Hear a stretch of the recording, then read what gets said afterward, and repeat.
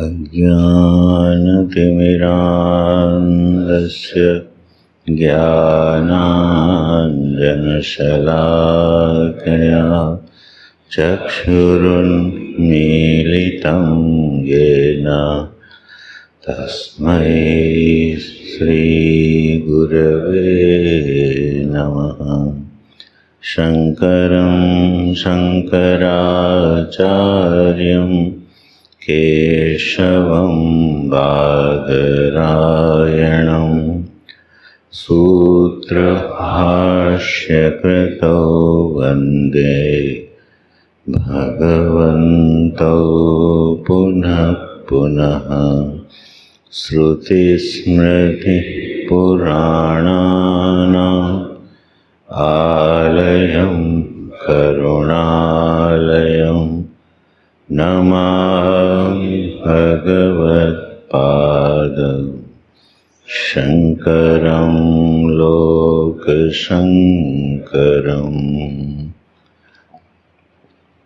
ओम श्री सद्गुरु चरण कमलेभ्यो नमः। ओम श्री शंकराय नमः। वासुदेवेन्द्र योगीन्द्रं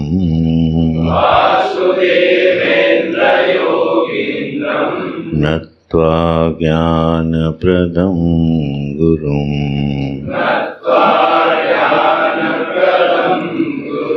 मुमुक्षूणां हितार्थाय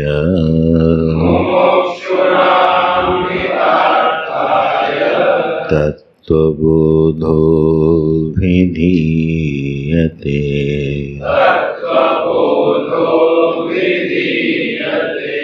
तत्त्वबोधो विधीयते।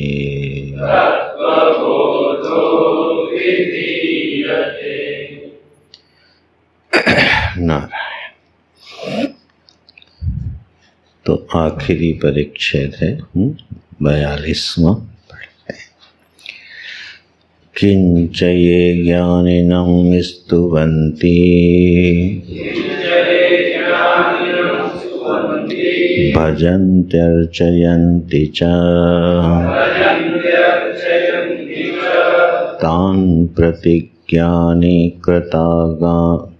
तान् प्रतिज्ञानि कृतागामि पुण्यं गच्छति।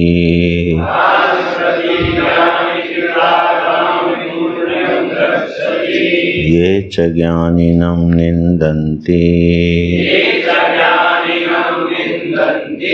दुष्यन्ति दुःखप्रदानं कुर्वन्ति।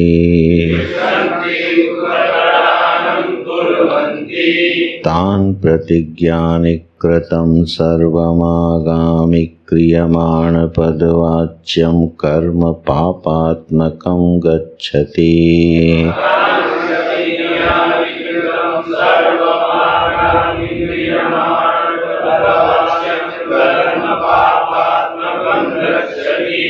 तथा च श्रुतिः सुहृदः पुण्यकृत्यां दुषन्तः पापकृत्यां गृह्णन्तीति।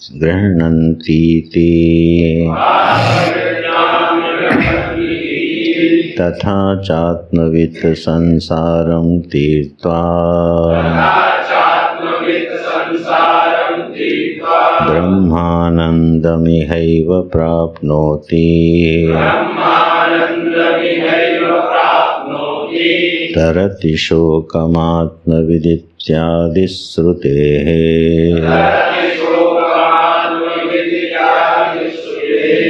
तनुं त्यजतु वा काश्यां स्वपचस्य ग्रहेथवा।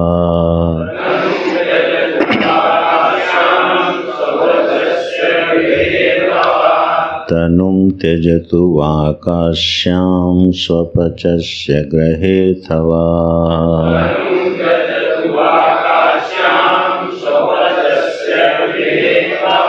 ज्ञान संप्राप्ति समये मुक्तोऽसौ विगताशयः। ज्ञान संप्राप्ति समये मुक्तोऽसौ विगताशयः। इति स्मृतिश्च इति श्रीमत्परमहंस परिव्राजकाचार्यस्य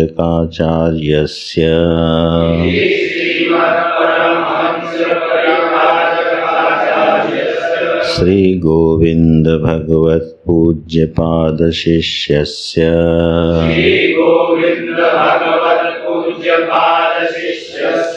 श्री शंकर भगवत कृतौ तत्वबोधः समाप्तः।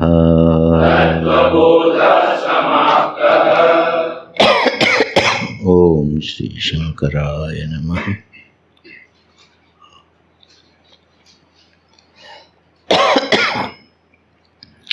तत्वबोध नाम का जो ग्रंथ है भगवान भाष्यकार के द्वारा रचित, मुमुक्षुओं के कल्याणार्थ, उनके हितार्थ वेदांत की गहन गंभीर प्रक्रिया में प्रवेश करने के लिए करुणालय वरुणालय भगवान शंकराचार्य जी ने, भगवत पाद ने इस एक सुंदर ग्रंथ की रचना करी, जिसका अंतिम परिच्छेद हम लोग स्वाध्याय करेंगे। तो विषय ये है कि जो ज्ञानी होता है, आत्मविद होता है, तो उसका जो कर्म है उनके साथ क्या संबंध होता है। तो प्रारब्ध, आगामी और संचित, ये तीन कर्म हैं। इन तीनों कर्मों का ज्ञानी के साथ कोई संबंध सिद्ध नहीं होता है। उसको विस्तार से सूत्र रूप में भी प्रकट किया कि संचित कर्म जो हैं वो ज्ञान अग्नि में भस्म हो जाते हैं, प्रारब्ध कर्म भोग से नष्ट हो जाते हैं, क्रियमाण कर्म का कोई संस्कार नहीं बनता, इसलिए आगामी और संचित नहीं, क्रियमाण कर्म से जो फिर संचित और प्रारब्ध आदि का निर्माण नहीं होता है। तो वह कर्म बिना फल के तो होता नहीं। कोई भी कर्म होता है उसका फल अवश्य प्राप्त होता है। कर्ता भाव में कर रहा है तो भी और अकर्ता भाव में कर रहा है तो भी। तो अकर्तृत्व में, अकर्ता भाव में स्थित होकर के कर्म करने पर भी क्योंकि कर्म संपादित हुआ तो उसका फल अवश्य बनेगा। लेकिन अब वहाँ कर्ता तो है नहीं जिसने कर्म किया है, तब उसका फल कहाँ जाता है, यह विषय इस अंतिम परिच्छेद में प्रकट करते हैं। और बड़ा विशिष्ट एक विज्ञान दिया है और श्रुति से प्रमाणित करके दिया है, क्योंकि मालूम है भाष्यकार को कि जरूरी नहीं है कि उनकी बात कोई माने, ठीक है। तो श्रुति से प्रमाण देख करके अपनी बात को कहते हैं। तो किंच, और ये ज्ञानिनम स्तुवन्ति भजन्ति अर्चयन्ति च, ये जनाः, जो लोग ज्ञानिनम, ज्ञानियों की, ज्ञानी की स्तुति करते हैं, भजन्ति सेवा करते हैं, अर्चयन्ति अर्चना करते हैं। तीन विशेषण दे दिए क्रियापद में। स्तुति करना, भजन्ति, भजन माने होता है यहाँ सेवा करना, भज सेवायाम अर्थ में आता है। तो जब कहते हैं इसका भजन करना है, माने उसकी सेवा करना है, ठीक है। तो ज्ञानी की स्तुति करते हैं, उसकी सेवा करते हैं और उसकी अर्चना करते हैं। तो यह जो लोग ऐसा ज्ञानी के प्रति करते हैं, तो स्तुति में क्या करते हैं, उनके गुणों की महिमा का गान करते। जैसे मान लो हम लोग भगवान भाष्यकार की स्तुति करें, तो क्या स्तुति करेंगे, उनके कार्यों की। उन्होंने अल्पायु में जितने कार्य किए हैं उन कार्यों का स्मरण करके हम ये बोलते हैं ये तो कोई ज्ञानी ही कर सकता है, इसके अलावा किसी के बस की बात नहीं है, तो कोई महापुरुष ही कर सकता है। ये काम तो स्वामी राम तीर्थ ही कर सकते हैं, ये तो रमन महर्षि ही कर सकते हैं। क्यों? क्योंकि ज्ञानी हैं। तो ये हो गई ज्ञानी की स्तुति, उनके कार्यों का स्मरण करना। और भजंती सेवा करना, तो पाद शुश्रूषा आदि, पाद प्रक्षालन आदि अंग सेवा जो होती है उनके आज्ञा में रहना और उनके शरीर की देखभाल करना, ये हो गया भजन। और अर्चन फिर क्या है?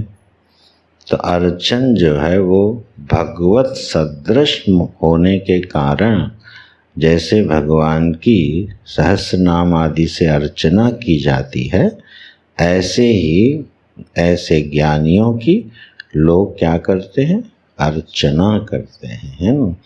जैसे हम लोग पादुका पूजन में 108 नाम से अर्चना करते हैं और गुरुदेव के शरीर में रहते हुए भी हम लोग उनके शरीर में जब थे तब उनकी पाद पूजा करते थे, है ना। तो वो अर्चना हो गई। तो क्योंकि अर्चना उसी की होती है जिसमें भगवत बुद्धि होती है। जिसमें भगवत बुद्धि नहीं होगी उसकी सेवा तो हो सकती है ना, और स्तुति भी हो सकती है, आप बड़े अच्छे व्यक्ति हैं, लेकिन अर्चना नहीं हो सकती। अर्चना केवल उन्हीं की होती जिसमें भगवत बुद्धि हो जाए। तो ऐसे 3 प्रकारों से जो लोग ऐसे ज्ञानी किए करते हैं अर्चना आदि, बोले तान प्रति ज्ञानी कृत आगामी पुण्यम गच्छति। ज्ञानी के द्वारा जो ये आगामी कर्म हैं, जो क्रियमाण कर्म जो कर रहा है, वो उसके द्वारा प्राप्त होने वाला जो फल है पुण्य, वो उधर चला जाता है। तो ज्ञानी के शरीर से होने वाले जो पुण्य कर्म हैं वो ढूंढ लेते हैं, खोज लेते हैं, किसको? ऐसे स्तुति करने वाले को। तो उसको अपनी स्तुति आदि का जो फल मिलता है वो इस प्रकार से मिलता है। पुण्य कर्म उसको खोज के उस तक पहुंच जाते हैं। और इसके ठीक विपरीत क्या होता है? ये च ज्ञानिनम निंदन्ति द्विषन्ति दुख प्रदानम कुर्वन्ति। बिल्कुल बैलेंस बना के बोले। 3 बोले हैं भजन्ति अर्चन्ति और 3 ही बोले हैं निंदन्ति द्विषन्ति और दुख प्रदानम कुर्वन्ति। पहले तो निंदा करते हैं, फिर उनसे द्वेष करते हैं, और फिर उनको क्या प्रदान करते हैं? दुख प्रदान करते हैं। बड़ी अच्छी चीज़ प्रदान करते हैं ना? किसी को दुख भी क्या किया जा सकता है? प्रदान किया जा सकता है। भाई गिफ्ट में कभी कभी क्या दिया जा सकता है? दुख। आइए आज हम आपको दुख प्रदान करते हैं। प्रकृष्ट दान को प्रदान बोलते हैं भाई, तो शब्द प्रदान है ना।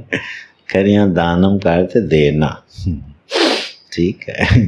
तो अच्छी तरह से उसे दुख देते हैं, ढंग से उसको दुख देते हैं।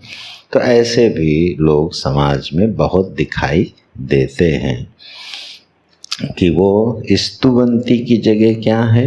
निंदंती, ठीक है ना।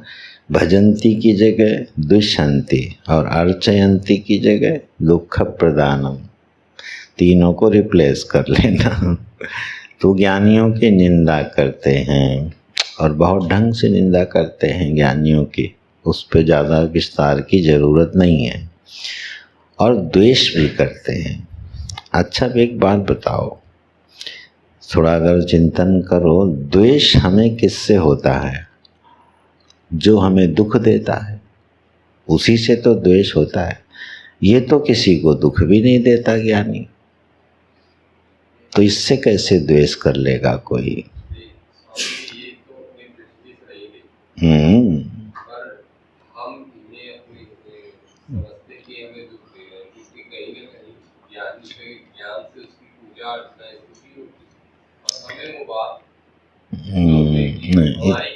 इसको थोड़ा और सुधारो। द्वेष हम किससे करते हैं? जो हमें दुख देता है, ठीक? अच्छा, हम एक सिद्धांत को के अनुयायी हैं और वह उस सिद्धांत का विरोधी है, तो इसके कारण हमको उससे क्या हो जाएगा? द्वेष हो जाएगा, ठीक है? अब मान लो कोई आतंकवादी है, ठीक है, उससे हम क्यों द्वेष कर रहे हैं? उसने व्यक्तिगत रूप से हमें दुख दिया क्या? लेकिन समष्टि को दुख दिया उसने, ठीक है? तो व्यक्तिगत रूप से हमें कोई दुख ना भी दे, लेकिन हमारे माने हुए सिद्धांत का विरोधी होवे, तो उससे क्या हो जाता है? द्वेष हो जाता है, ठीक है ना? जैसे घर में पिता ही है, वो जरूरी नहीं कि जब दुख दे तभी द्वेष करोगे। उनका एक सिद्धांत है जो पुत्र को पसंद नहीं है, तो उससे क्या हो जाएगा? द्वेष जन्म ले लेगा। तो ज्ञानी जो होता है वो कर्म आदि की निंदा करता है, कुछ सिद्धांतों का विरोध करता है जो कि लौकिक लोगों को, भोगी लोगों को वो सिद्धांत बड़े प्रिय हैं, ठीक है ना? तो उसका विरोध होता है। और ध्यान रखना, व्यक्तिगत विद्वेष से सैद्धांतिक विद्वेष बहुत बड़ा होता है। जब मंसूर ने अनल हक कहा तो उसको फांसी पे लटका दिया गया, ठीक है? आप बाइबल के खिलाफ कुछ बोलिए तो आपका पूरी क्रिश्चियनिटी से विरोध आएगा। वेदों के खिलाफ कोई बोलेगा तो हिंदुओं का पूरा विरोध जाएगा। वो द्वेषात्मक होता है, क्योंकि वो विरोध फिर हिंसा में बदलता है।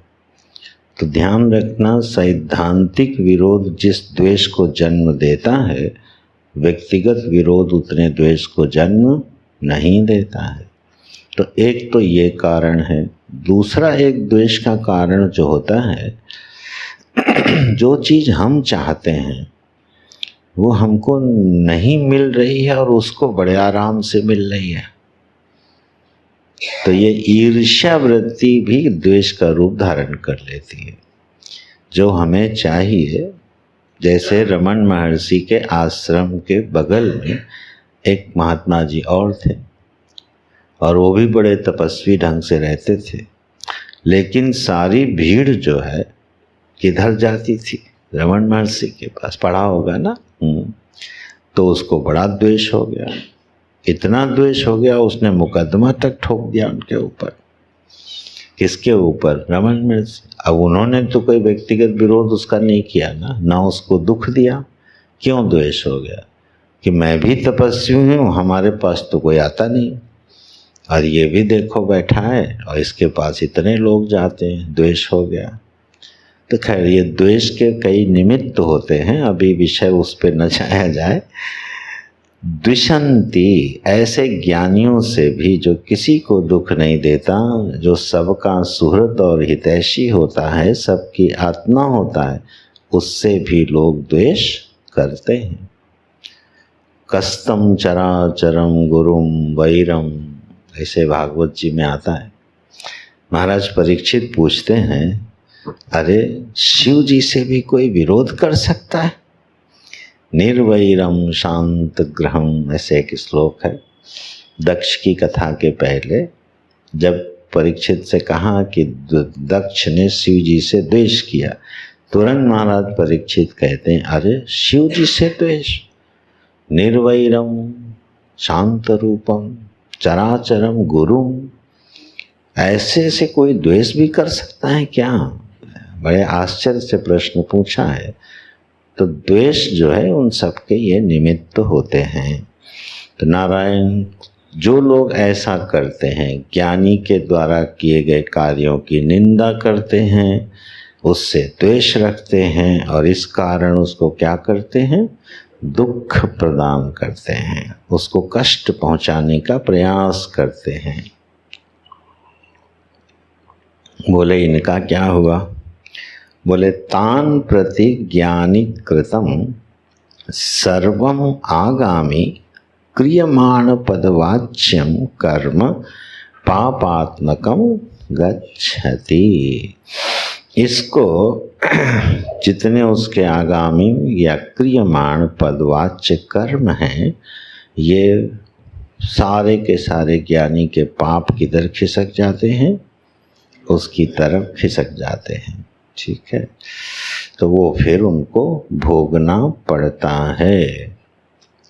यह जो सूत्र है, ये जो बात भाष्यकार भगवान ने कही है, श्रुति से तो प्रमाणित कर ही दी है, युक्ति से भी प्रमाणित है, और इसका बहुत जीवन में ध्यान रखना चाहिए कि किसी की अकारण निंदा, अकारण द्वेष और अकारण दुख देना नहीं चाहिए।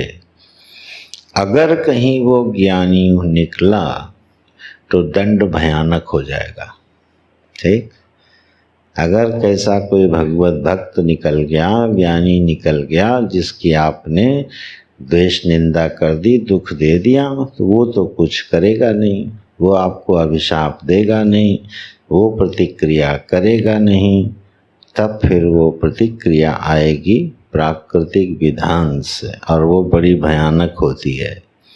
और ठीक उल्टा, जो लोग स्तुति आदि करते हैं तो मूर्ख से मूर्ख भी विद्वान हो जाते हैं, निर्धन से निर्धन भी धनी हो जाते हैं। ठीक है ना, जिनको लौकिक कामनाएं भी हैं, वो ज्ञानी के पुण्य प्रताप से उसको समृद्ध कर देती हैं। ऐसा देखा ही जाता है। ठीक है, समाज में मिलोगे, हम लोग तो बहुत लोगों से मिले हैं जिनके पास शायद 2 वक्त की भोजन का भी इंतजाम ठीक से नहीं होता था, और वो लोग समृद्धशाली व्यक्तियों में गिने जाने लगे। किसी महापुरुष की सेवा में रह गए और हृदय से उनका अर्चन वंदन करते रहे, तो लौकिक दृष्टि से भी वो बहुत शीर्ष पर पहुँचे। ऐसे बहुत दृष्टांत मिल जाएंगे। ठीक है, प्रायः हर धार्मिक धनी को देखना उसका गुरु जरूर होता है, जिसके प्रति वो हमेशा कृतज्ञ रहता है और यही बोलता है, इनकी कृपा से हम कहाँ से कहाँ पहुँच गए। हर धार्मिक धनी के घर में देखना उनके गुरु की फोटो आपको मिलेगी। तो यह सिद्धांत बिल्कुल व्यवहार में जगत में दिखता है, और भाष्यकार भगवान ने तो वचन ही बोल दिया, लेकिन फिर भी इसको श्रुति से प्रमाणित करते हैं, क्योंकि ये सब लोग मानने वाले नहीं हैं। जो लोग भाष्यकार पर श्रद्धा रखते हैं वही मानेंगे। अब सब लोग थोड़ी श्रद्धा रखते हैं, मीमांसक थोड़ी मान लेगा, बोलेगा अच्छा करे कोई भरे कोई, ये कहाँ से आ गया, ये तो नियम ही नहीं हो सकता। करेगा ज्ञानी और भरेगा अज्ञानी, ये कैसे हो सकता है। पाप करे ज्ञानी और भुगते कौन, अज्ञानी, ये कौन सा विधान है भाई। बिल्कुल नहीं, मान नहीं सकते। बोले हमारी न मानोगे, श्रुति की तो मानोगे। तो वेद वाक्य ले आते हैं, सुहृदः पुण्य कृत्याम और दुष्यन्तः पाप कृत्याम गृह्णन्ति इति निश्चयार्थ में है। गृह्णन्ति प्राप्नोति, प्राप्त होते हैं। सुहृदः, यहाँ जो सुहृदः है ये प्रथमा बहुवचन है, कर्ता विभक्ति में है, षष्ठी विभक्ति में नहीं है। इसमें षष्ठी और प्रथमा बहुवचन के रूप एक ही बनते हैं। षष्ठी में भी सुहृदः बनेगा और प्रथमा बहुवचन में भी सुहृदः बनेगा। ते कर्ता विभक्ति में अब क्रिया है गृह्णन्ति। सुहृदः पुण्य कृत्याम गृह्णन्ति, जो सुहृद लोग हैं। अब यहाँ सुहृद कौन हुआ, जो प्रेम करता है किससे? ज्ञानी से। उसको क्या नाम दिया श्रुति ने? सुहृद नाम दिया है। तो सुहृद वैसे बोलते हैं निष्काम सेवक को, ठीक। हाँ, प्रत्युपकार की अपेक्षा किए बिना जो उपकार करता जाए उसको क्या बोलते हैं? सुहृद। तो निष्काम जो सेवक होते हैं उनके लिए भी सुहृद शब्द का प्रयोग होता है, माने प्रेम से सेवा करता है। तब क्या होता है? बोले पुण्य कृत्याम गृह्णन्ति, वह ज्ञानी के द्वारा किए गए पुण्य कर्मों के फल को ग्रहण कर लेता है, प्राप्त कर लेता है। और द्विषन्तः पाप कृत्याम, उससे द्वेष करने वाला उसके पाप को ग्रहण कर लेता है, प्राप्त कर लेता है, ठीक है। तो इस तरह से यह विधान श्रुति सम्मत विधान है, भाष्यकार का कोई व्यक्तिगत विचार नहीं है। प्रसिद्ध हो जाता है, जैसे वेदांत है, क्या प्रसिद्ध हो गया? शांकर वेदांत। सो शंकर कृत वेदांत शांकर वेदांत हो गया। वेदांत शंकर कृत नहीं है, वेदांत श्रौत मत है, श्रुतिकृत है। लेकिन किसी विभूति ने, भगवान के किसी कारक पुरुष ने उस पर इतना काम किया कि वो नाम ही उनके नाम से पड़ गया। वेदांत क्या हो गया? शंकर वेदांत। जगत सत्य है, जगत मिथ्या है, ब्रह्म सत्य है, बोले किसने कहा है? शंकराचार्य जी ने। ये कहा तो वेद ने है वेद वचन को किसने बोला? शंकराचार्य जी ने। और इस वाक्य में प्रसिद्धि हो गई शंकराचार्य जी की, क्या? ब्रह्म सत्यम जगन मिथ्या का घोष किसने किया?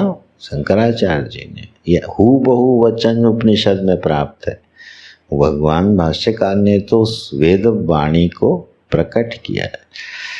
इसी में एक चीज और ध्यान रख लेना, जब हम मायावादी बोलते हैं ना, आक्षेप में शंकराचार्य भगवान को क्या बोला जाता है? ये मायावादी हैं। तो हमने बताया था ना, जब वादी शब्द यहाँ लगता है तो उसका अर्थ होता है उपादान कारण। माया को क्या माना? उपादान कारण जगत का, ठीक है। इसलिए वो मायावादी हैं। न्याय क्या है? न्याय वैशेषिक परमाणुवादी हैं, क्योंकि इन्होंने जगत का उपादान कारण किसको माना? परमाणुओं को, द्रव्यों के।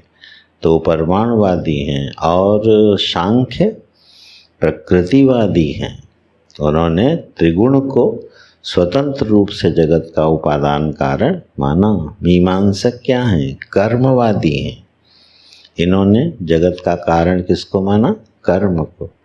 तो जो वादी शब्द लगता है वो किसी पक्ष में विप्रलिप्सा पूर्वक जुड़ने का नाम नहीं है। अच्छा जी, तो यह श्रुति प्रमाण से बता देते हैं। गृह्णन्ति इति, यहाँ पर आके यह कर्म वाला जो विषय था वो पूरा हुआ। आगामी, संचित और प्रारब्ध, ये तीन प्रकार के जो कर्म हैं, इनका अज्ञानियों के साथ और ज्ञानियों के साथ किस तरह का संबंध होता है। तो संचित उसके ज्ञान की अग्नि में नष्ट हो जाते हैं, प्रारब्ध भोग से नष्ट होते हैं, और क्रियमाण का उस पर कोई प्रभाव पड़ता। नलिनी दल गत जलवत, सुंदर शब्द बनाया ना। किंच आगामी कर्मणो नलिनी दलगत जलवत ज्ञानी नाम संबंधो नास्ति। नलिनी दलगत, नलिनी दलगत माने क्या होता है?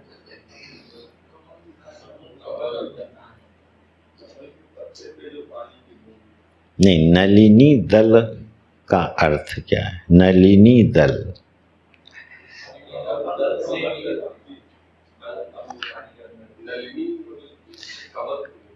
तो नलिनी पहले समझो किसको कहते हैं। नलिनी बोलते हैं बेल को। कमल की जो बेल है उसको नलिनी बोलते हैं, और उससे निकलने वाला जो पत्ता है उसको बोलते हैं दल। तो ये कमल पत्र नहीं है, कमल का पत्ता नहीं, कमल के पुष्प का पत्ता नहीं, कमल के पुष्प के पत्ते को बोलेंगे कमल दल। दल माने पत्ता, तो कमल दल माने कमल का पत्ता, और नलिनी दल माने उसकी बेल का पत्ता। तो जो कमल आपने देखा होगा खिलता है तो नीचे हरे रंग के पत्ते होते हैं कि नहीं?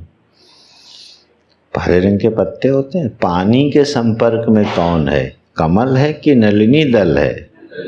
हाँ, तो दृष्टांत में क्या ले रहे हैं? नलिनी दल ले रहे हैं, कमल का पत्ता नहीं ले रहे हैं।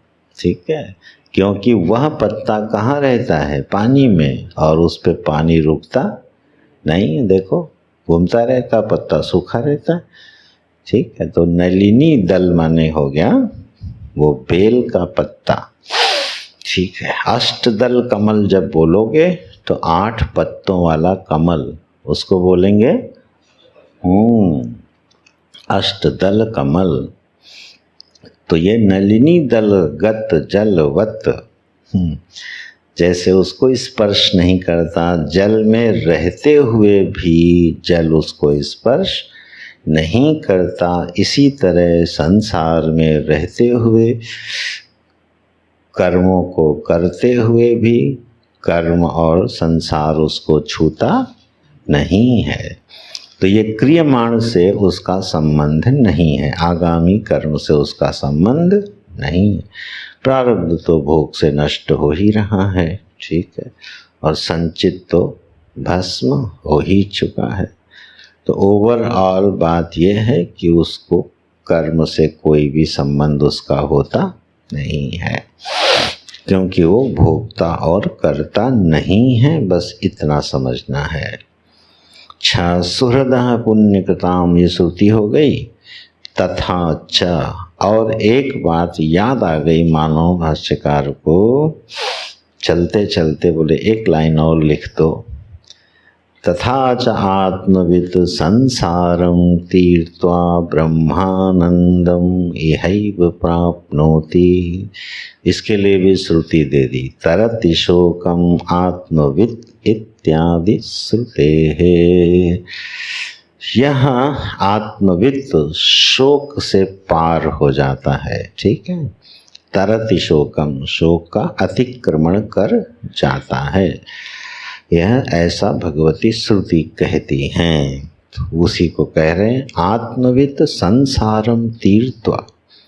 यह आत्मवित् संसार को पार करके ब्रह्मानंदम, ब्रह्मानंद को इहैव, इसी शरीर में ही प्राप्नोति, प्राप्त कर लेता है। यहाँ एव शब्द निश्चयार्थक है। निश्चयार्थक किस अर्थ में है? ना देशांतर की अपेक्षा है, ना कालांतर की अपेक्षा है, इसलिए यहाँ एव शब्द आया है। इह एव, इसी शरीर में ही रहते हुए, तो देशांतर भी नहीं और कालांतर भी नहीं। ये वाक्य बार बार सुनना चाहिए, इस पर मनन करना चाहिए। मैं को पहचानने की जो प्रक्रिया है उसको देश और काल की अपेक्षा नहीं होती।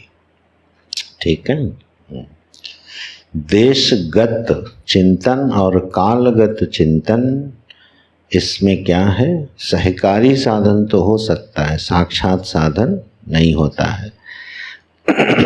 तो मैं को पहचानना, अब इसमें कितना काल लगेगा और कितनी यात्रा होगी। हालांकि शब्द प्रयोग होंगे क्या? बहुनाम जन्म नाम अंते। अब ये काल हो गया कि नहीं? बहुनाम जन्म नाम अंते, ये काल हो गया ना, कालवाची, बहुत जन्मों में मिलता है। तो बोले ये देखो काल की इसमें क्या है? अपेक्षा है। ठीक है ना।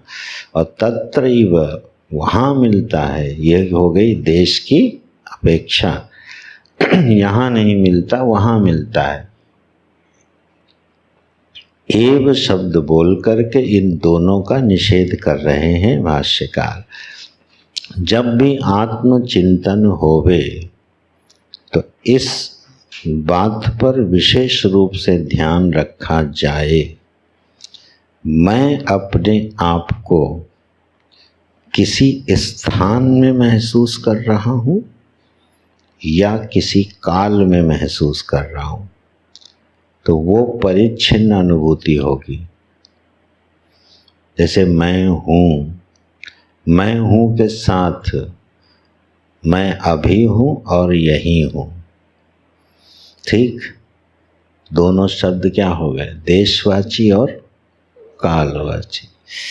मैं हूँ, कहाँ हो? यही हूँ, देश की अपेक्षा हो गई ना। और अभी हूँ, काल की अपेक्षा हो गई। इसलिए मैं हूँ का अनुभव क्या हो गया? परिच्छिन्न अनुभव हो गया, सीमित अनुभव हो गया, अनंत का अनुभव नहीं हुआ। ठीक है, लेकिन अस्तित्व है, बस है। अभी है कि तभी है, यहाँ है कि वहाँ है, ये शब्द उसके साथ प्रयुक्त नहीं हो। ऐसी अनुभूति मैं के रूप में जिसको हो जाए,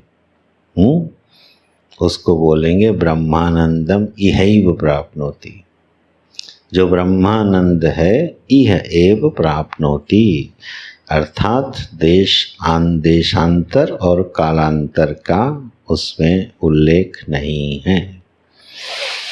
चलो, जब भी ये साधनाएं करना, कर ही रहे होगे और अभ्यास करना, ठीक है। अच्छा, आज का ध्यान पूरा हो गया। अब कल फिर से ध्यान करेंगे। ये साधक वृत्ति है, बहुत अच्छी बात है। आज पूरा हो गया, अब कल करेंगे। आज ब्रह्म ज्ञान नहीं हुआ, कल शायद हो जाएगा। ध्यान किस लिए कर रहे हो? आत्मविद होने के लिए मान लो कर रहे हो। आज नहीं हुआ तो अब फिर क्या होगा? कल फिर बैठेंगे तो फिर करेंगे। बिल्कुल सही है, व्यवहारिक दृष्टि से बिल्कुल सही है। ये अभ्यास वैसे ही होता भी है। तात्विक दृष्टि से भाव ठीक नहीं है। जब बहुत अंतरंग चिंतन में प्रवेश करेगी बुद्धि, तब वो इस सत्य को देखेगी। हैं?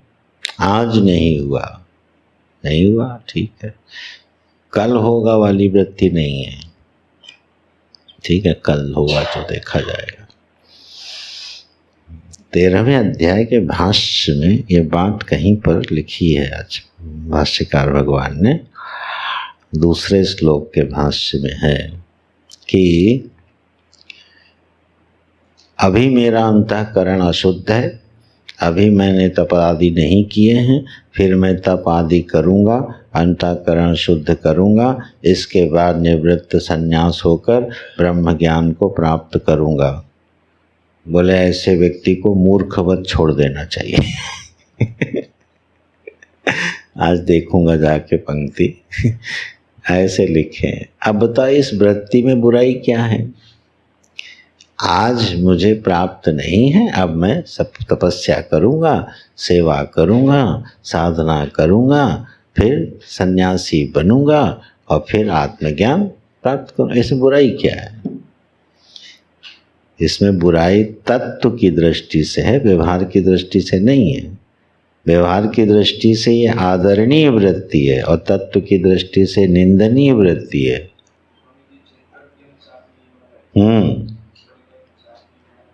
इसी श्लोक में है। इसी श्लोक में 13 पृष्ठों का भाष्य है। उसी भाष्य के मध्य में कहीं है, मैं ढूंढ के पढ़ाऊंगा। अच्छा, तो यह वृत्ति भाई निंदनीय क्यों है तत्व की दृष्टि से? बोले ये मंद मुमुक्षु है। अभी कितना इंतजार करने को तैयार है? बुढ़ापे तक सन्यास लेंगे, तब आत्मज्ञान की ओर देखेंगे। ये किस बात की सूचक है? मंदतम मुमुक्षा की। जो ज्ञान, जो बोध जीवन का कल्याण करने वाला आज अभी यही संभावित है, उसको 50 साल आगे खिसका देना, ये तत्व विचार की दृष्टि से और मुमुक्षा की दृष्टि से क्या है, निंदनीय है। तो उसका बड़ा विरोध किया भाष्यकार, क्योंकि यहाँ क्षेत्रज्ञम चापि माम विद्धि, ये गीता जी का महावाक्य है। यह श्लोक गीता जी का महावाक्य माना जाता है। क्षेत्रज्ञम चापि माम विद्धि, ये तत्व ब्रह्मात्म ऐक्य बोध की उद्घोषणा करने वाला वाक्य है। क्षेत्रज्ञम चापि माम विद्धि, विषय क्या है कि ब्रह्मानंदम इहैव प्राप्नोति, ब्रह्मानंद को इहैव, बिना देशांतर कालांतर की प्रतीक्षा किए यह आत्मविद उसको प्राप्त कर लेता है। कैसे? संसारम तीर्त्वा, संसार से उठ करके, संसार से बाहर जाके, त्रिगुणात्मिका प्रकृति के दायरे से बाहर जाके। कुछ शब्द ऐसे हैं जिनको बार बार चिंतन करके बिल्कुल वही अर्थ बिठाना, जैसे संसार माने संसरण, संसार माने संसरण। इस दुनिया को संसार नहीं बोलना, संसरण वृत्ति है, ठीक है। अज्ञान की वृत्ति का नाम संसार है। इसको बोलने के लिए शब्द है जगत। जिस दुनिया हम रह रहे हैं ना, जिसको दुनिया बोलते हो, दुनिया शब्द संस्कृत में नहीं है। इसके लिए जो शब्द आते हैं वो है पंचीकृत, पंच महाभूत ही कृतम प्रपंचम। तो एक शब्द दे सकते हो इसको, क्या? प्रपंच। दूसरा शब्द दे सकते हो जगत। जायते गच्छति तिष्ठति लीयते, उसको बोलते जगत। जो जन्म लेता है, स्थित रहता है और लीन हो जाता है, उसका नाम है। तो ये जो दुनिया का ट्रांसलेशन है वो है जगत, वो है प्रपंच। इसका ट्रांसलेशन संसार नहीं है। नहीं तो संसारम तीर्थवा तो बनाएगा कोई हेलीकॉप्टर, संसार को पार जाना है। तो संसार माने संसरण। बिल्कुल पक्का, हर अज्ञानी का विशिष्ट अनुभव है क्या? संसरण। संसरण माने एक परिस्थिति से दूसरी परिस्थिति में खिसकना, इसका नाम है संसरण। और तदनुरूप सुखी और दुखी होते रहना। एक परिस्थिति आ गई अच्छी, सुखी हो गए, खिसक गई, दूसरी आ गई दुखी, फिर खिसक गई, सुखी हो गए, फिर खिसक गई, दुखी हो गए। यही तो हो रहा है। अज्ञानी का, देहात्मविद का अनुभव क्या है? प्रवाहमान परिस्थिति के साथ जुड़ते हुए निरंतर अपने को सुखी दुखी अनुभव करते। तो सुख से दुख में, दुख से सुख में सरकते रहना, इसका नाम है संसार। तो संसार शब्द का अर्थ कभी भी दुनिया नहीं लेना, ठीक है। दुनिया के लिए है जगत और प्रपंच, दो शब्द हैं संस्कृत में। सृष्टि भी है एक शब्द, ठीक है। अच्छा चलो, तो तथा च आत्मविद संसारम तीर्थवा, इस संसरण को पार करके फिर क्या मिला? सुख दुख से सरक गया। तो कहाँ सरक गया? ब्रह्मानंदम इहैव प्राप्नोति, उसको ब्रह्मानंद की प्राप्ति हो जाती है, अखंड आनंद की प्राप्ति हो जाती है। बोले ये आप कह रहे हो? बोले ना, मेरी तो तुम मानोगे नहीं। श्रुति कह रही है, और ऐसी तो श्रुतियाँ बहुत हैं। तरति शोकम आत्मविद, गीता जी का भी बताया था ना, उपक्रम क्या है? नानुशोचन्ति पंडिता, और उपसंहार भी क्या है? माँ शुचः। ठीक, उपक्रम और उपसंहार जब एक होता है वही उस ग्रंथ का प्रयोजन होता है ना, बताया था। प्रयोजन वही होता है।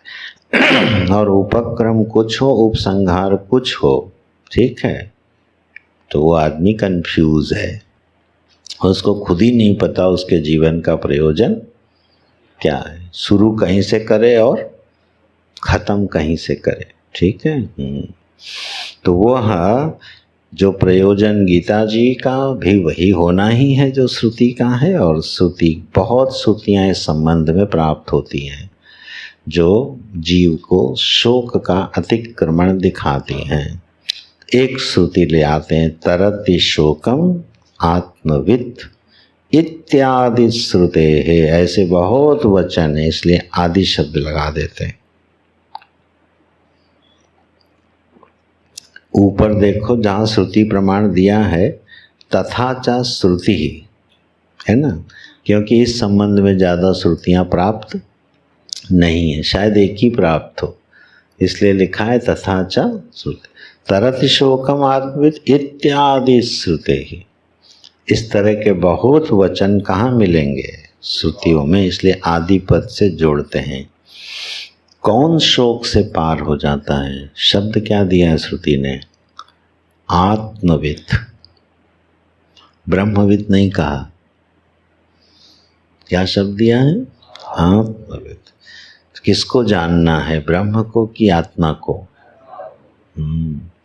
आत्मा को ब्रह्म जानना है ठीक है। महाराज जी एक वाक्य बनाते थे, ब्रह्म को आत्मीय रूप में, आत्मीय रूप में और आत्म रूप में, देखो एग्जैक्ट नहीं आ रहा है यार, चलो नहीं, बड़ा सुंदर वाक्य बनाया था, जो ब्रह्म को आत्मीय रूप से और आत्मा को ब्रह्म रूप से जानता है, ऐसा एक वाक्य, पूरा याद नहीं आ रहा। तो जो आत्मवित् कहा श्रुति ने, तो हमारे ज्ञान का विषय कौन बनाया है, आत्मा।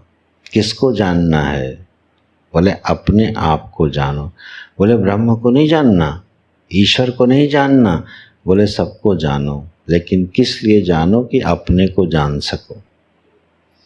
ईश्वर को भी किस लिए जानो, अपने को जान सको। इसीलिए जब ईश्वर का वर्णन किया तो उसका संबंध किससे जोड़ा, आत्मा से। ब्रह्म को भी बताएंगे, संबंध किससे जोड़ेंगे, जिसका संबंध आत्मा से नहीं जुड़ेगा वो ज्ञान परोक्ष होगा और अपने से भिन्न होगा, ठीक है।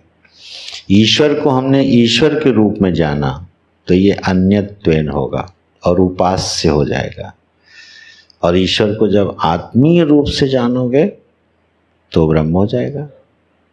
तो इसलिए वेदांत की जो विचारधारा का मुख्य फोकस क्या है, आत्मा माने स्वयं, मैं स्वयं, यह देहाभिमानी संसरण करने वाला, निरंतर सुख दुख का अनुभव करने वाला, यह जीव नाम की संज्ञा को प्राप्त हो रहा मैं कौन हूँ, ठीक। तब फिर जब ईश्वर की व्याख्या हुई, जगत की व्याख्या हुई, ब्रह्म की व्याख्या हुई, और सबका संबंध किससे जोड़ेंगे, आत्मा के साथ, तो ज्ञान हुआ आत्मा के यथार्थ रूप का। तो तरति शोकम आत्मवित्, यहाँ आत्मवित् शोक से पार चला जाता है, ठीक है।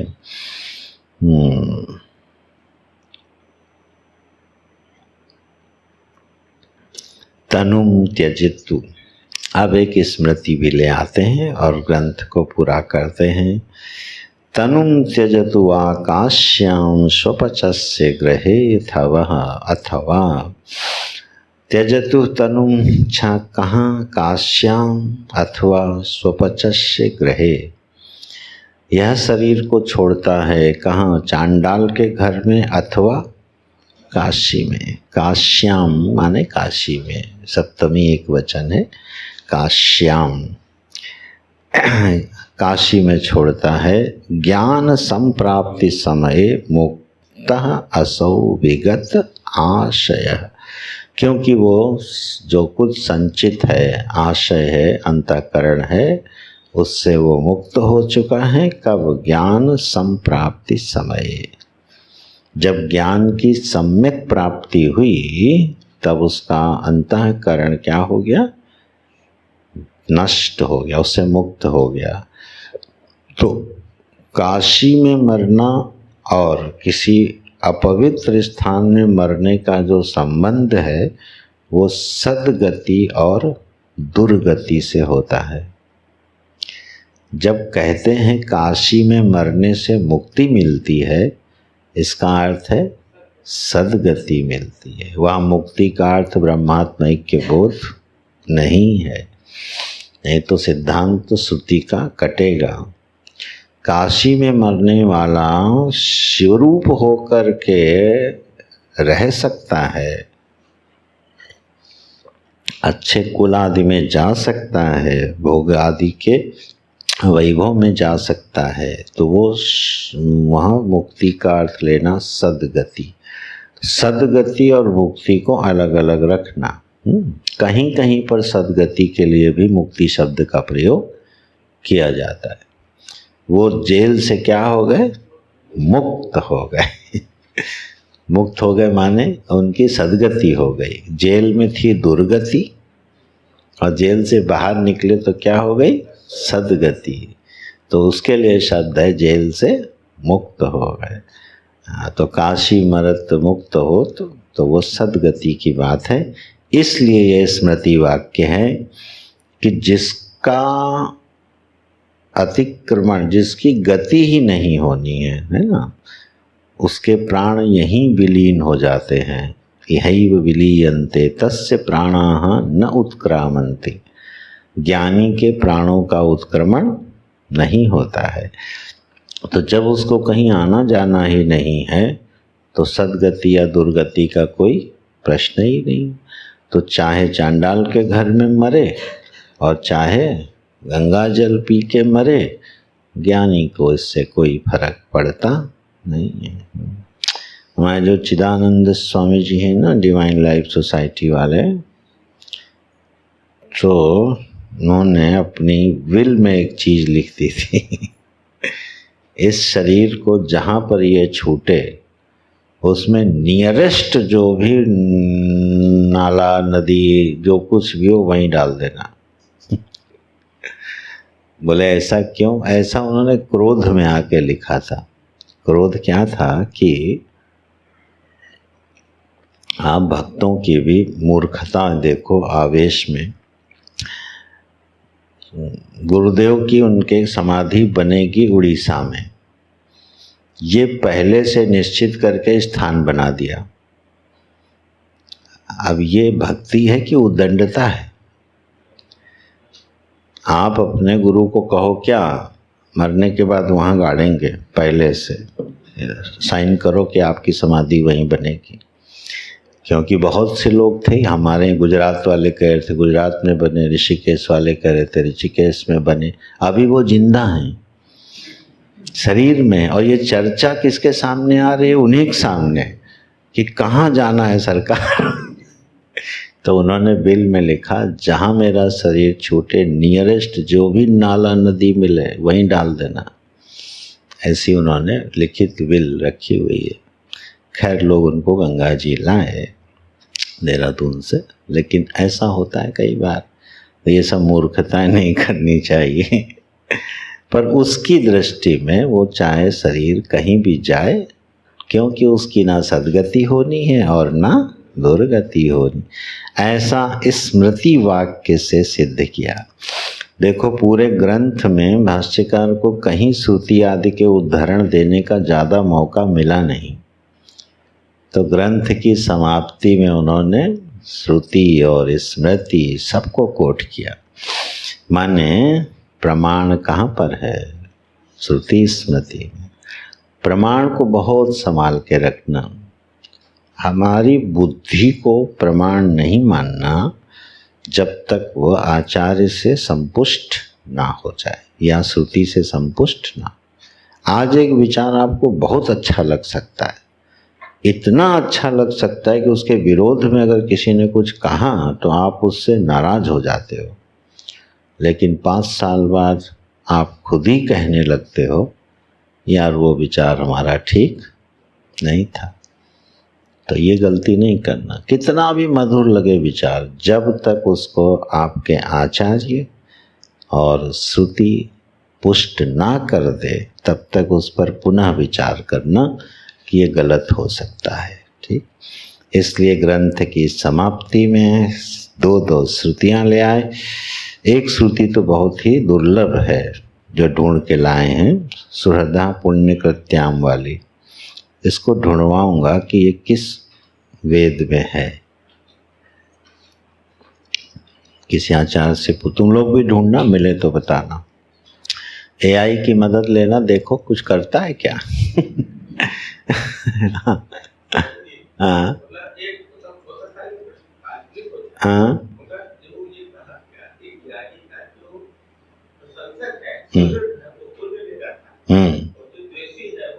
पाप ले जाता है। अगर एक ऐसी परिस्थिति बने निंदक और द्वेषी, मतलब निंदक और दोनों नहीं हो, तो उसका फल और पाप हो जाएगा। ऐसी स्थिति तभी हो सकती है जब वो प्रायः समाधिस्थ रहता हो, तो उस समय क्रियमाण है ही नहीं, कुछ कर ही नहीं रहा, समाधि में बैठा है। इसके अलावा कोई संभावना नहीं। अगर वो अवधूत पागल बन के भी घूमता है तो कुछ लोग खाना खिलाते हैं, कुछ पत्थर मारते हैं, है ना। समाज में कर्म करता है तो भी कुछ लोग उसकी निंदा करते हैं और कुछ लोग प्रशंसा। ये संभावना तभी बनती है जब वो समाधिस्थ हो जाए। ठीक है ना। हाँ, तो उस समय फिर कोई बात ही नहीं, कोई पुण्य पाप की बात ही नहीं, क्रियमाण हो ही नहीं रहा कुछ। हाँ, ऐसे प्रश्न जो मेरे मन में आया था पढ़ाते पढ़ाते वो ये आया था कि यार ज्ञानी से पुण्य ही ज़्यादा होते होंगे ना, पाप तो कम ही होते होंगे, तो फिर द्वेष करने वालों को कितना कोटा मिलेगा।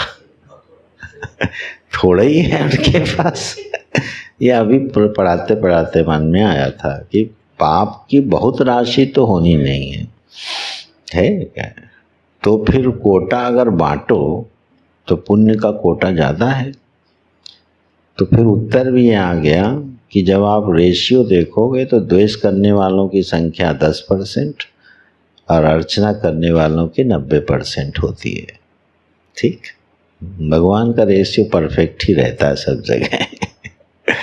प्रायः मैंने देखा है कोई ज्ञानी हो जाए तो उसके निंदक 2, 4, 10 ही होते हैं और उसके पूजक श्रद्धालु हजारों में होते हैं, है ना। तो रेशियो बिल्कुल ठीक है।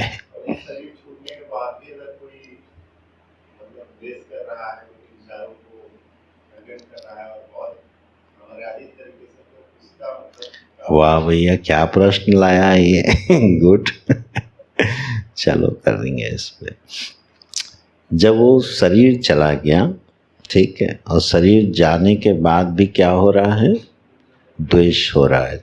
अब यह द्वेष जो है, क्योंकि क्रियमाण वहाँ नहीं है, ये उसका अपना निजी कर्म हो गया। ठीक, इसलिए अपना निजी कर्म के अनुसार उसको फल मिलेगा। ये फल वितरण तभी हो सकता है किसका, क्रियमाण का हो रहा है। शरीर जाने के बाद क्रियमाण खत्म हो गया, तो अब उसके साथ कोई संबंध बनेगा नहीं। तो अब अगर हम उसके विचारों से या उससे मरणोपरांत द्वेष करते हैं, अब आपका ये निजी कर्म हो गया। ठीक, तो इसका फल तदनुरूप बनेगा, उसके अनुसार नहीं बनेगा। पर बढ़िया है, इसे सोचना चाहिए। हाँ,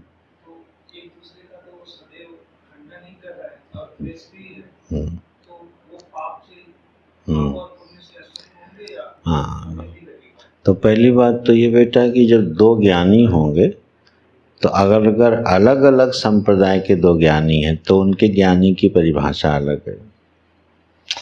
यह परिभाषा जो है हेत्वान्यथा रूपम स्वरूपेण व्यवस्थिति, जो मुक्ति की परिभाषा है, ये एक ही है।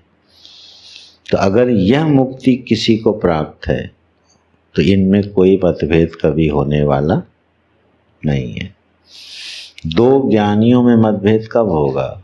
जब एक भक्ति संप्रदाय का हो, एक कर्म संप्रदाय का हो, एक उपासना संप्रदाय का हो, तब उनमें और उनके अनुयायियों में द्वेष हो सकता है।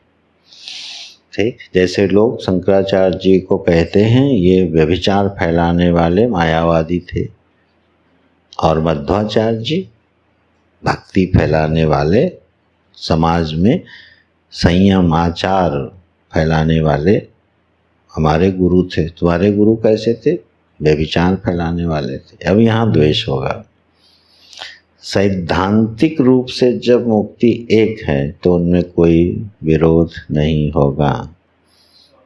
हाँ, क्या माधवाचार्य जी शंकराचार्य जी के प्रति द्वेष बुद्धि रखते रहे होंगे, या शंकराचार्य जी माधवाचार्य जी के प्रति द्वेष बुद्धि रखते रहे होंगे? क्योंकि ज्ञानी तो वो दोनों हैं, उनका ही तो ज्ञानी नहीं है। ठीक है। तो ज्ञानी कैटेगरी तो ऐसी बात है। हाँ वो दोनों क्या आपस में द्वेष बुद्धि रखते रहे होंगे, या हमेशा लगता रहा होगा कि हाँ, इसमें ये मानना चाहिए इन आचार्यों में परस्पर द्वेष बुद्धि नहीं होती है, प्रायः नहीं होती है। ये लोग अपने अपने मत की स्थापना करते हैं, ठीक है। और दूसरी बात, आपस में बहुत अच्छी तरह से एक चीज़ जानते हैं, समाज के एक बहुत बड़े हिस्से को आपके मत की ज़रूरत है, समाज के एक हिस्से को हमारे मत की ज़रूरत है। तो इसलिए आप अपना काम करते रहो, हम अपना काम करते रहेंगे और लड़ते भी रहेंगे। आचार्यों में, इस स्तर के आचार्यों में कभी व्यक्तिगत द्वेष विद्वेष नहीं हो सकता है, ठीक है। और जितने भी दर्शन आए हैं सब ऋषि प्रणीत हैं। रागत द्वेष से भरा हुआ कोई भी ऋषि किसी दर्शन का निर्माता नहीं हो सकता, किसी दर्शन का नहीं। चारवाक का निर्माता नहीं हो सकता। चारवाक के गुरु कौन है? बृहस्पति। देवगुरु बृहस्पति हैं चारवाकों के गुरु, ठीक। दर्शन का निर्माण बिना रागत द्वेष से ऊपर उठे हो ही नहीं सकता। ये एक वैश्विक व्यवस्था है परमात्मा की, इनमें व्यक्तिगत विद्वेष कभी नहीं होता है, ठीक। अच्छा, चलो पंक्ति पूरी की जाए। इति श्रीमद् परमहंस परिव्राजकाचार्यस्य श्री गोविंद भगवत पूज्यपाद शिष्यस्य श्री शंकर भगवतः कृतौ तत्वबोधः समाप्तः। ये वाक्य किसने लिखा है? आखिरी ये वाक्य किसने लिखा है? आचार्यों ने लिखा है। शंकराचार्य जी स्वयं अपने लिए इतने विशेषण नहीं लगाएंगे। हाँ, दिव्यानंद जी महाराज जी का और इससे पूर्वाचार्यों का इसमें योगदान है, ठीक है। इसको बोलते हैं पुष्पित वाक्य, पुष्पित वाक्य वचन बोलते हैं इसको। जैसे गीता जी के जो अध्याय समाप्ति है वो कृष्ण भगवान ने नहीं कहा है, बताया था ना, वो आचार्य कृत है। प्रथमो अध्याय, द्वितीय अध्याय, उनका नामकरण। इसलिए कहीं कहीं पर किन्हीं आचार्यों ने नाम में भेद कर दिया है। भक्ति आदि के संप्रदाय के आचार्यों ने नामकरण में भेद किया हुआ गीता के, तो वो आचार्य कृत। इसी तरह यहाँ जो अपनी पुष्पांजलि अर्पित कर रहे हैं, ये वाक्य लिख के किसके प्रति? शंकराचार्य भगवान के प्रति। बहुत ही सुंदर बनाया है। श्रीमत, टाइम बहुत हो गया यार। श्रीमत परमहंस परिव्राजकाचार्य से, परमहंस हैं, परिव्राजक हैं, श्रीमत हैं, ठीक है। कौन? श्री गोविंद भगवत पूज्य पाद शिष्यस्य। श्री गोविंद भगवत पूज्य पाद के जो शिष्य हैं उनके द्वारा, कौन? श्री शंकर भगवतः, भगवान श्री शंकर के द्वारा कृतौ, बनाया, लिखा गया, तत्वबोधः समाप्त, ठीक है। तो वो जो पहली पंक्ति विशेषण है वो शंकराचार्य जी की है। वो कैसे हैं? परमहंस हैं, परिव्राजक हैं और आचार्य हैं। चलो थोड़ी कर ही लो 5 मिनट। परिव्राजक आचार्य का अर्थ ऐसा नहीं है परिव्राजका नाम आचार्य, ये समास नहीं है। परिव्राजकों के आचार्य ऐसा नहीं, परिव्राजकश्च आचार्यश्च। कैसे हैं? परिव्राजक हैं और आचार्य हैं, परमहंस हैं और दीन दरिद्र नहीं है, श्रीमत है। श्री माने ऐश्वर्य होता है। तो अणिमादि अष्टादि योग संबंधी समस्त ऐश्वर्यों और सिद्धियों से युक्त हैं। परमहंस हैं, हंस माने विवेकी होता है, जिन्होंने जीवन का सबसे दुर्लभ विवेक कर लिया, आत्मा और अनात्मा का, इसलिए परमहंस हैं। और परिव्राजक हैं क्योंकि जीवन भर क्या करते रहे? धर्म की स्थापना के लिए घूमते रहे, परिव्रजन करते रहे, इसलिए परिव्राजक हैं और आचार्य हैं। आचार्य क्यों हैं? आसमन्तात् चिनोति आचरति च। अच्छी तरह से शास्त्रों से, श्रुतियों से, पुराणों से वाक्यों को चुना, उसका आचरण किया और विद्यार्थियों को पढ़ाया, इसलिए क्या है? आचार्य हैं।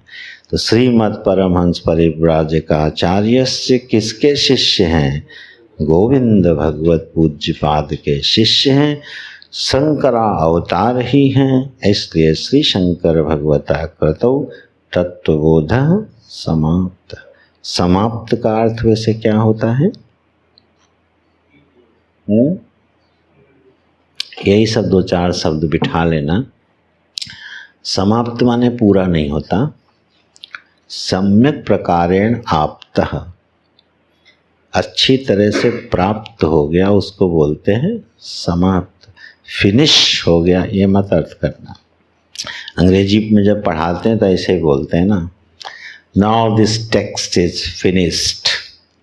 फिनिश्ड संस्कृत में नहीं बोलते। आप लोगों को एक परंपरा मालूम होगी, नहीं मालूम है तो सुन लो। ग्रंथ पूरा होने के बाद पहले श्लोक का पुनः पाठ किया जाता है, क्योंकि ये ग्रंथ कभी फिनिश नहीं हो रहे। तुम फिनिश हो जाओगे। ग्रंथ ये अनादि हैं और शाश्वत हैं। तो भाई पहला वाला पढ़ लो। साधन चतुष्टय संपन्नाधिकारिणां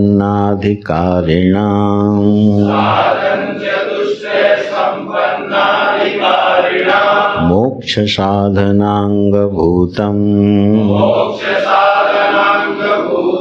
तत्त्वविवेक प्रकारं वक्ष्यामः।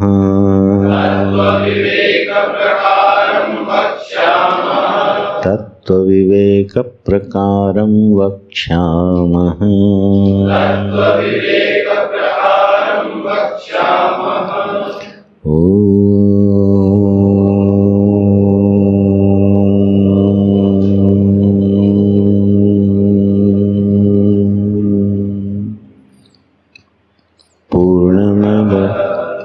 पूर्णमिदं पूर्णात् पूर्णमुदच्यते पूर्णस्य पूर्णमादाय पूर्णमेवावशिष्यते।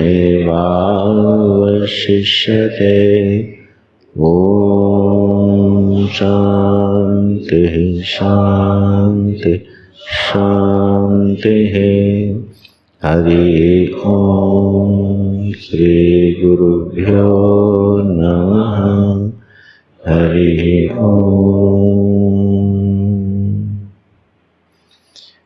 ओम तत्सत्। नारायण।